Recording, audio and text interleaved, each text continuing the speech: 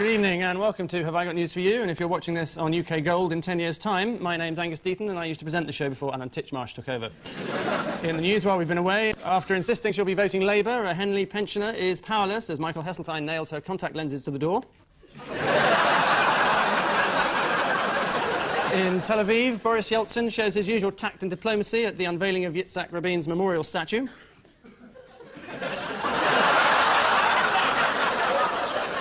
And in London, Battersea Dogs Home opens a new private wing for dogs on Bupa. On Ian Hislop's team tonight, a comedian who rose to fame on the BBC show Have I Got News For You before leaving Have I Got News For You to pursue his own projects, one of which evidently is to appear as a guest on Have I Got News For You, Paul Merton.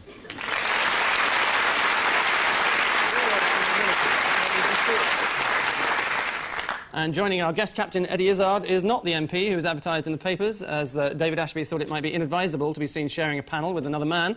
Instead, it's someone who, as a young man, decided he wanted to walk the corridors of power, but then changed his mind and joined the Liberal Party, MP Charles Kennedy.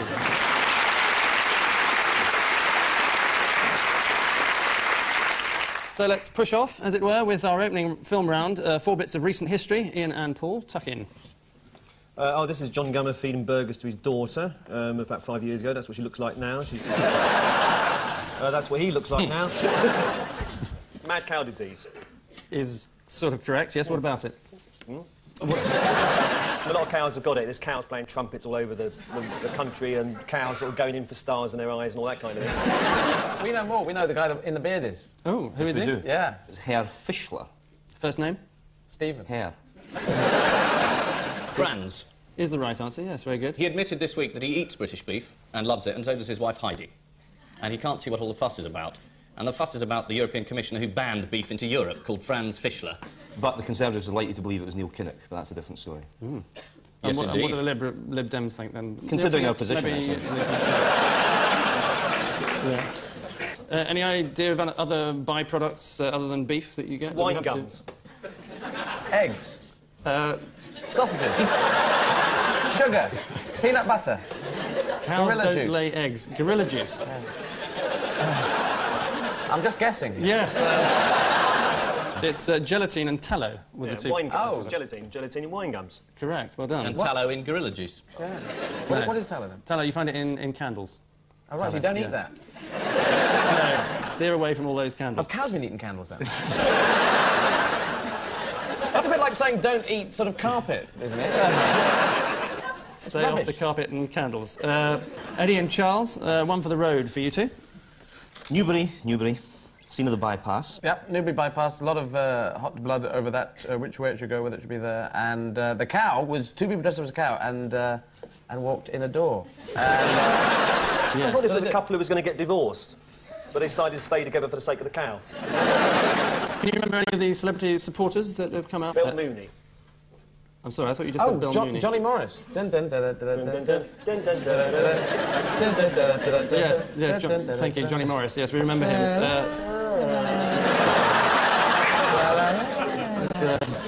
This could take some time if we have signature tunes for every person we mention. And any idea how much all this cost? £85. Well, it was 6 million, but I'll give it to you. Right. 6 million spent so far. I just told you that, Eddie, but thank you for... No, didn't you hear the tone going up at the end of 6 million spent so far? That's what I really meant. Oh, right, so there's a question. Yeah. Why, yes. Cars like blood out of a stone.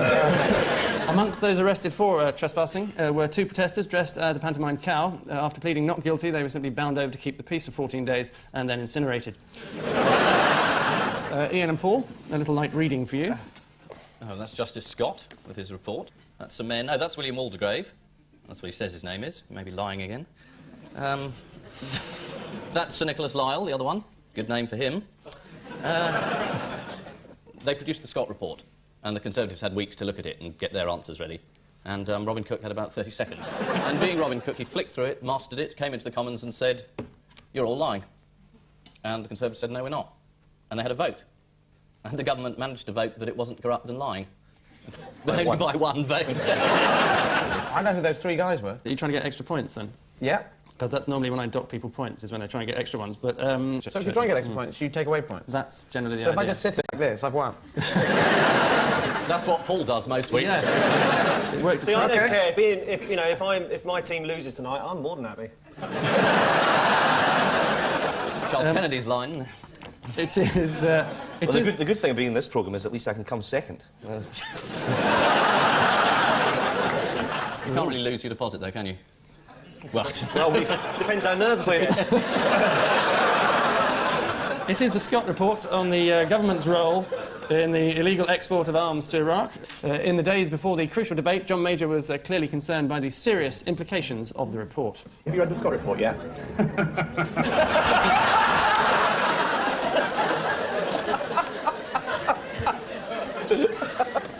Have you read it then? Have you got a copy? I've read a précis. No, he hasn't read it. And finally, Eddie and Charles. The end of an era for you. Fergie and Andrew. Kissing couple. No, it's... and she learnt the news while skiing. Yeah. That's right. Downhill. She was on holiday, strangely. Yeah. Yeah. Funny that. I wonder how she tells the difference. I mean, you know, they're known as the... What are the Duchess, Duke and Duchess of what? Of York. York. Is it York? Yeah. But they're actually also the Earl and Countess of Inverness, and not many people know that. No, and you heard it here probably second or third. But it also rhymes. Countess of Inverness. Countess of Inverness. That's an old nursery rhyme, isn't it? The Duchess of York had 10,000 men.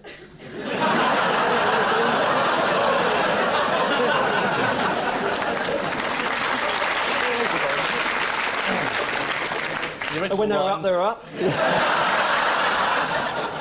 And when they were down, they were down. Yes. Yeah. When they were only halfway up, she was more than happy. Yes, it is. Yes, it is the sad news of the first royal divorce for over a week. Following Marina Ogilvy last week, the famously freckled Duchess most recently appeared on the cover of Hello magazine looking unexpectedly white. Apparently the picture was taken just after she'd opened her latest Access bill. Fergie's latest fling has been with the Austrian Thomas Muster, an unseeded tennis player. At least he was by the time she finished with him.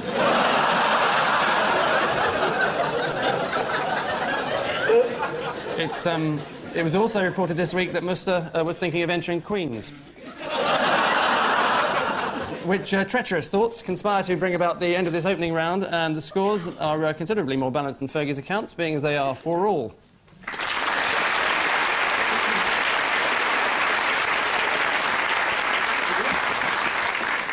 Before the horrors of round two, we have to force-feed our panel the infected offal that is our caption competition. Ian and Paul, this is yours.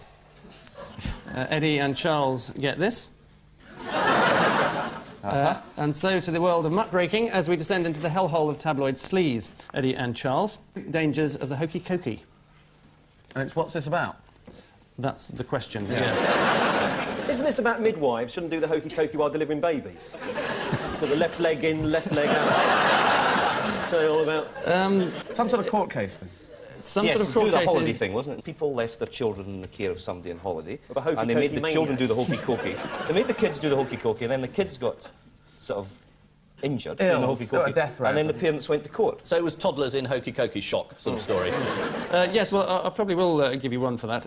It's the court case that's been brought this week against Thompson Holidays after a 9-year-old injured himself whilst doing the hokey cokey.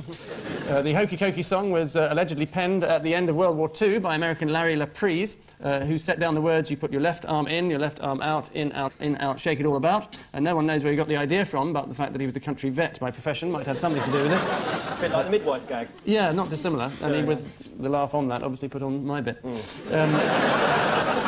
The author of the song, in fact, died this week. Apparently it was a very moving funeral, although many felt the tribute by the coffin bearers was somewhat ill-judged. Ian and Paul, explain this away. Get your eyes off my thighs. You want to have a go at this? Yeah, I think might be one I could get right. Yeah, Princess Di, she's got Nothing changes. She's got spudulite No, on the you back do of her it. I legs. insist. She's got spudulite. No, not across the gags, please. No. She's got spudulite. Are you still here? She's got spudulite. Unlike you next week, thank God. Absolutely. She's got chives and onion on the chives. What are chives? What are you talking about? What are chives? You're a bloody maniac. She's got chives and onion on one leg and she's got mixed salad on the other. And people saying, you know, you've got salad on the back of your thighs. You said, I've just sat on a stool. Give them the points. The Princess Diana thing, this is on every newspaper. The hokey cokey thing, not more obscure. They've done 94 episodes between them. We've done about 2. And you're trying to make it easy for us. No, you get very easy questions later on, though. Oh, right, OK. I promise. What is your name? Keith. Yes. Are those your own teeth? You answer the question. The Sun said you've got a great lump on your thighs, and she said that's no way to talk about Will Carling. Everyone a winner. Yes. Thank you and good night. And now a song. Any other celebrities who famously suffer from cellulite problems? Angus Deayton. Oh, yes. Sadly Flipper. not, no. Flipper. Clogged up his spout. Could be true, but it's not the one I've got written down here. Cilla Black's got it on her face. They've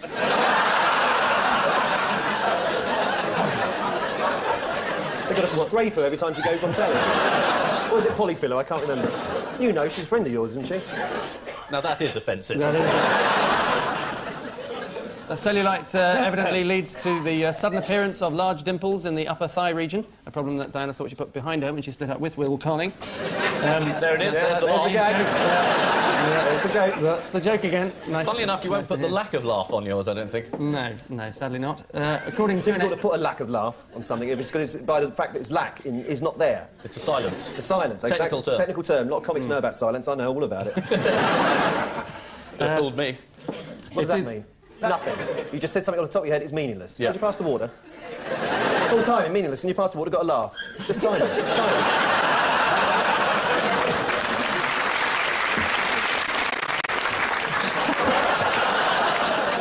According to an expert in The People, if such a thing exists, the best way for women like Diana to deal with cellulite is to eat less and take more exercise. Perhaps not the best advice to give to a bulimic fitness freak.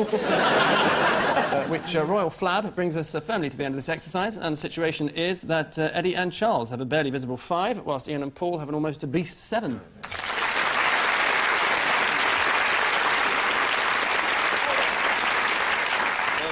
How'd they get 7?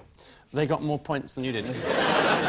And so to what we like to consider our third round, in which we out a selection of odd ones. Eddie, your collection of youth icons is Pamela Anderson, Plus breasts. Liam Gallagher, Tiggy Leg Burke, and John Humphreys.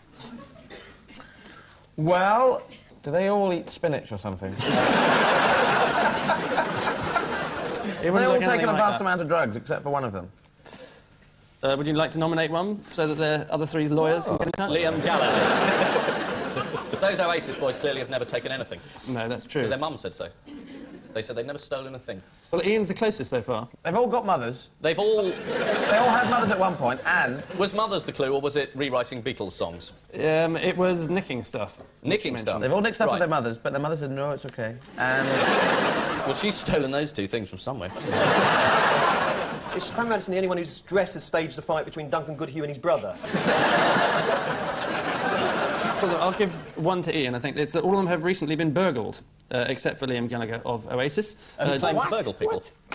John Humphreys recently woke up to find out that there was a burglar in his bedroom and asked him what the bloody hell he was doing there. The burglar later complained to Radio 4 about the aggressive style of questioning. Can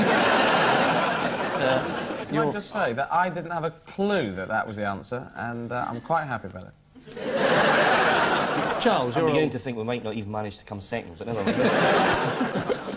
And Charles, your old fogies are Justice Scott, Sir George Young, Jeremy Paxman, and John Snow. Bicycles, bicycles, it must be bicycles. George Young is the Transport Secretary, he's called the Bicycling Baronet. Did you know that? Is he called the what? Scott, Bicycling Baronet. Why don't they call him the Cycling Count? Mr Justice Scott rides a bicycle. Two of them go to work on a bike, which means one of the other two must go to work on a bike. So is it Paxman or Snow?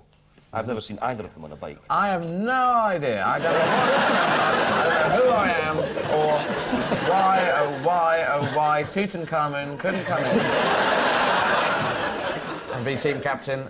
Is beyond me. But anyway, I think it's Jeremy Paxman. Do you? All right, or the other guy. I'll go for Jon Snow then. Interestingly, neither. They've all had bikes stolen by Pamela Anderson. Who you can see in silhouette behind Jeremy Paxman.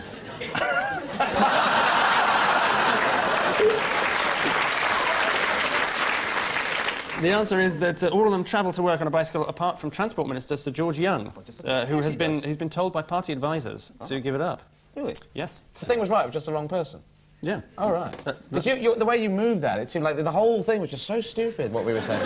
But we were really almost there. Yeah. You were almost. so close. It was Given another 94 episodes of this, we really could have won. You could have... But actually, you contributed nothing to that last, and it was all me. Yeah, but it's your go. Well... You're doing fine. I'm very proud. Paul, your ingredients for a good night out are a bottle of beer, a football, a group of Ford workers, and a sheepdog. Bottle of beer, I mean, that gives it away, really, because it was the Evening Standard, I think, last week, who published a picture of John Prescott, and they had a bottle of beer in front of him, which they airbrushed out the photograph, and then there was, like, another beer bottle that looked like it might have been the top of a champagne bottle or something. So they airbrushed one bottle of beer out and said they called him a champagne socialist, and he complained about that. So that's something that's been airbrushed out of a photograph. The football is airbrushed out spot the ball competitions to give it an element of skill. The Ford workers there, this was a photograph that was taken of the various people that worked for them, and then when they used it in a campaign that said something like Ford are wonderful, they airbrushed all the black guys out of the picture and replaced them with, you know, white guys, and there was a big fuss about that. And the sheepdog, presumably there's some pun about it's going into crufts and you brush it coat with an airbrush or something like that. So the dog's the odd one out. Is almost the right answer, but not quite. They've all been stolen by Pamela Anderson. Except one of them. And which one? I don't care. I'm going to give you one, because you got all the information right. But the answer is that they've all been removed from photographs, apart from the Ford workers, or at least the black contingent, who were not so much removed from this advertising poster as replaced by white versions of themselves. Critics said that the poster should have reflected the true situation on the factory floor and replaced both sets of workers with robots. The football is one removed from a much-loved spot-the-ball competition of the sort which run in newspapers all around the country, such as the Welsh paper The Western Mail, which not long ago kindly offered £77,000 as a prize if you could spot the ball in this photograph. The dog was removed for the purposes of a Spot the Sheepdog competition run by the Westmorland Gazette. That's brilliant.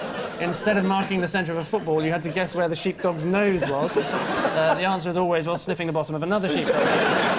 And finally, in this round, Ian, your natural companions are Emma Nicholson, Death, Nigel Short, and the computer Deep Blue.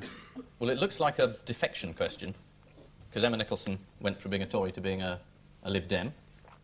But that isn't the answer. Yeah, exactly. This is a chess question.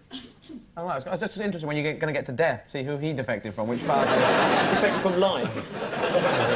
Nigel Short is a British chess master. Death played chess in that film, The Seventh Seal, Bergman film. Deep Blue is a computer that plays chess. So they all play chess, apart from Emma Nicholson, who plays badminton for Shropshire.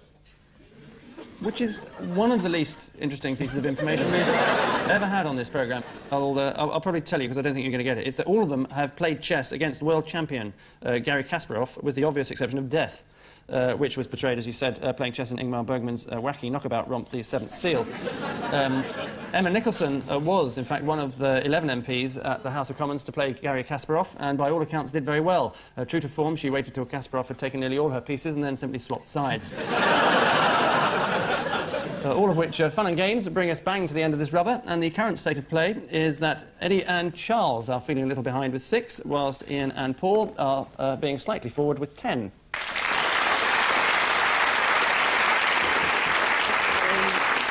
And so, with heaving stomach, we bid a lukewarm welcome to our final missing words round, the customary selection of half-baked headlines, intermixed with 1 or 2 or less from this week's guest publication, the award-winning Patchwork and Quilting. So, the law court sentences Spider to what? Death. Death is the right answer. Very good. Oh, really? We abolished the death penalty. Not for spiders. No spiders. No. Number of spiders on death row, you know. Is 1. They're just crawling. Do you know how they kill them? It's a humane execution. With a big gun. With a shoe. The guy goes around with a gun in a room and they close the doors and there are no windows and he just goes, "Go on, you bastard." The spider's running around. If the spider gets the gun, he can shoot that guy and then go and live in the Bahamas. But it so rarely happens, doesn't it? Very rare. Due to the problems of which leg to pull the trigger with.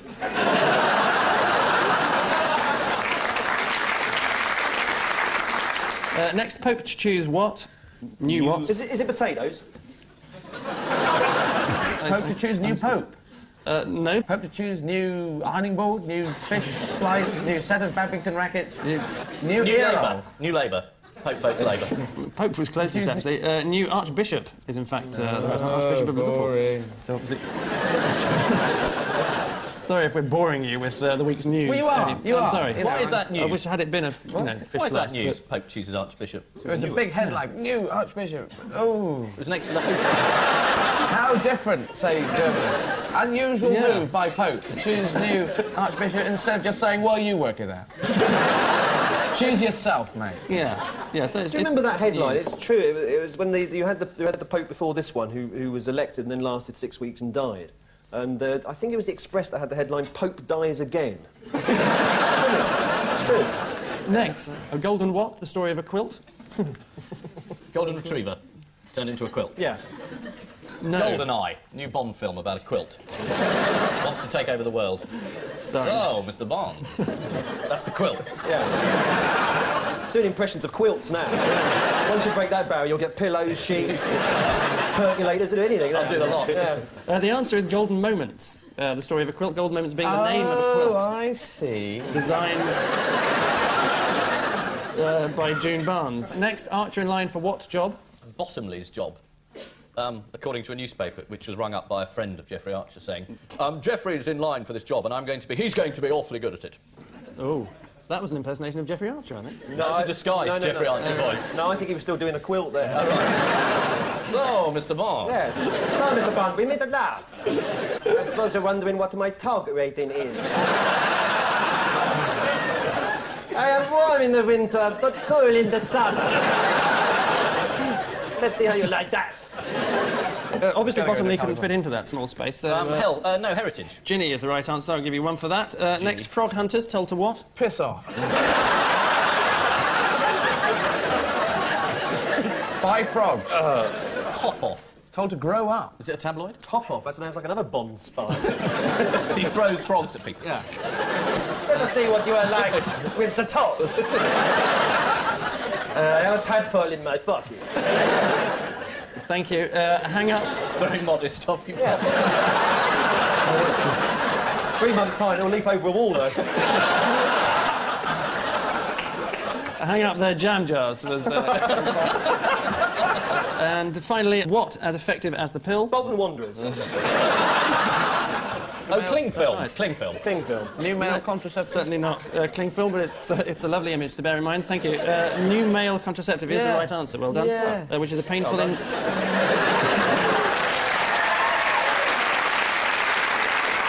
Which are perfect examples of blind panic mark an end to this evening's frenzy. And the shocking truth is that Eddie and Charles are this week's Dog's Bodies with 7, whilst this week's Dog's Bollocks are Ian and Paul with 13.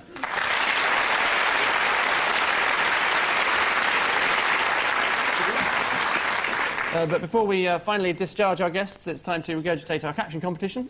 So what did you think of for this, Eddie and Charles? Onwards and upwards. With, I thought it was the bloke in the middle saying, hello, Mr. Ashby and your charming friend. Thank you. Ian and Paul, this was yours. Reservoir full, says chairman of Yorkshire Water. Tintin, you've gone old. Is the man saying to the dog, look, don't crap anymore, the bag's full up already?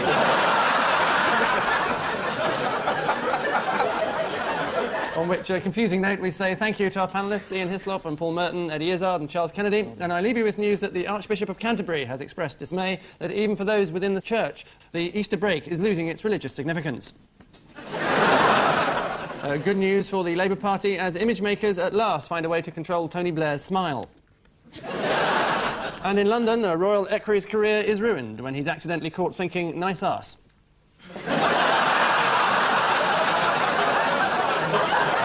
Good night.